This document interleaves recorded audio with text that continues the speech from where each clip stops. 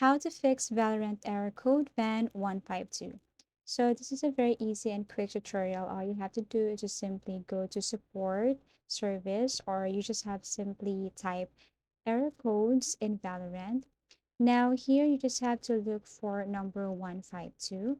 So you have to scroll down and click 152 here. So in this part, you just have to look for that.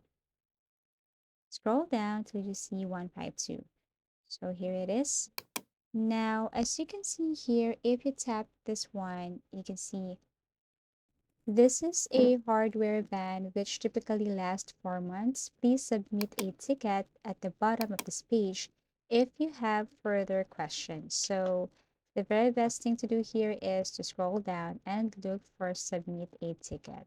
Okay, so click submit a ticket and you just have to provide basic information. Okay, first you have to submit a request, choose a request type, click this arrow facing down, and you have to choose for technical issues, install patch, or crashes.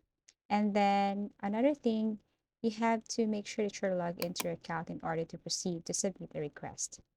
Okay, here subject, you can see van error 152. And then below, please select the technical issue experiencing. Tap seeing a message with an error code. Where does this issue occur? You can say log in or signing in. When did the issue start happening? You can just simply answer that.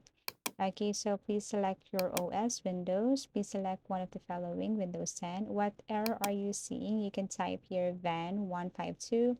And then here in the description, you can simply say, hello, can you please help me and then my hardware. My HWID is blah, blah, blah. You can type it right here.